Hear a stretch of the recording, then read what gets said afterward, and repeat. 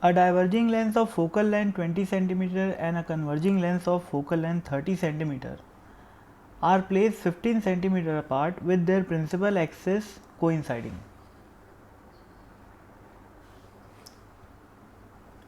तो ये अपना डाइवर्जिंग मिरर है, डाइवर्जिंग लेंस है, उसकी फोकल लेंथ 20 सेंटीमीटर दी हुई है, डाइवर्जिंग है, कॉन्केव है, तो नेगेटिव फोकल लेंथ मानी जाती है, तो -20।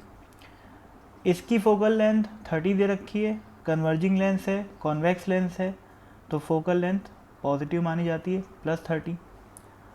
बोला है कि दोनों 15 सेंटीमीटर की दूरी पे रखे हुए हैं, प्रिंसिपल एक्सिस कोइंसाइडिंग है।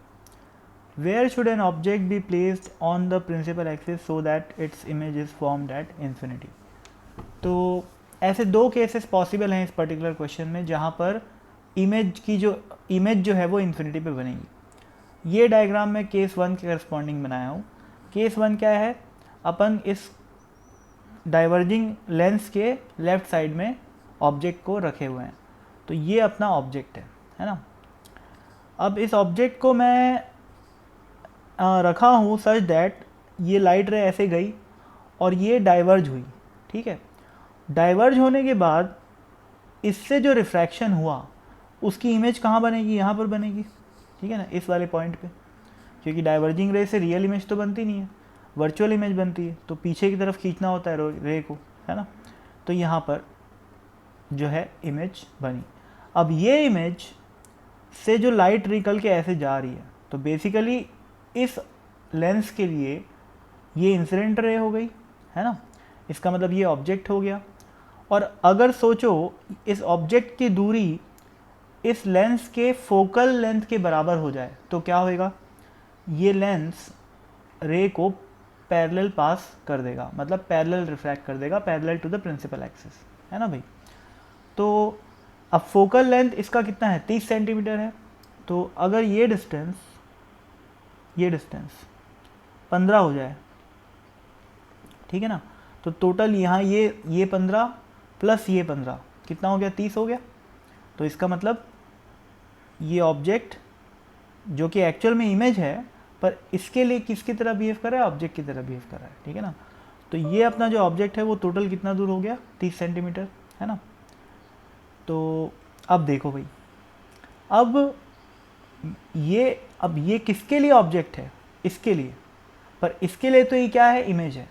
और इसके लिए जो ये ऑब्जेक्ट है उसकी लोकेशन हमको फाइंड करना है, और ऐसी लोकेशन जिसके करस्पॉन्डिंग इमेज कहाँ पर बने, 15 सेंटीमीटर पे, ठीक है ना। तो कैलकुलेशन देखते हैं भाई, हमें ऑब्जेक्ट की लोकेशन पता करनी है जो कि नहीं पता, और v क्या है हमारे पास, -15 सेंटीमीटर। क्यों -15, क्योंकि ये पोल है ना, इंसिडेंट रे राइट साइड में है, तो ये वाली डायरेक्शन पॉजिटिव और ये वाली डायरेक्शन नेगेटिव। तो इमेज कहाँ पर बन रही है, बननी चाहिए 15 सेंटीमीटर लेफ्ट साइड में, यानी कि नेगेटिव साइड में, तो -15, ठीक है ना। इसलिए मैं वेलोसिटी का कोऑर्डिनेट -15 लिखा हूँ। फोकल लेंथ कितना है, -20 है। ये अपना लेंस फार्मूला, इस लेंस फार्मूले में मैं v की वैल्यू रखा -15, u की वैल्यू नहीं पता जो कि निकालनी है, f की वैल्यू क्या रखा, -20। इसको सॉल्व करने से u की वैल्यू क्या निकल के आई, -60 सेंटीमीटर। -60 मतलब क्या हुआ, पोल से 60 सेंटीमीटर नेगेटिव डायरेक्शन में, यानी कि ये अगर अपना ऑब्जेक्ट है तो ये डिस्टेंस कितनी हो गई, 60 सेंटीमीटर।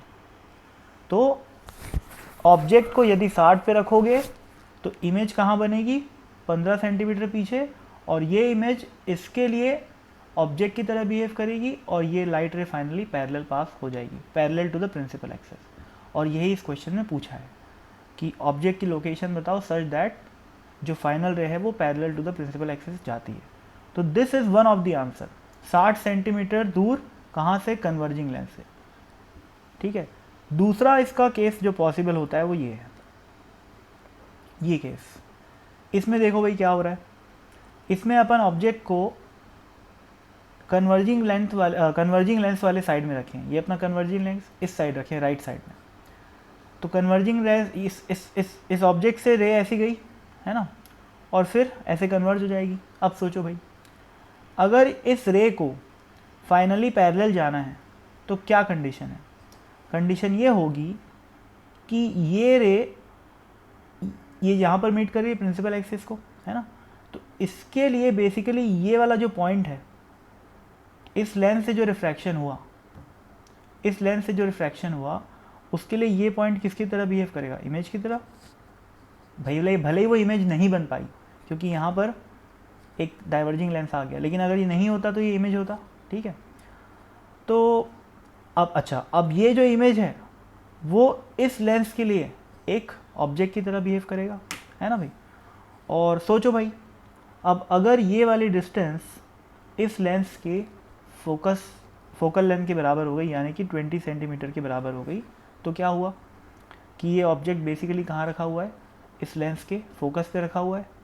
तो इमेज कहाँ बनेगी? इन्फिनिटी पे।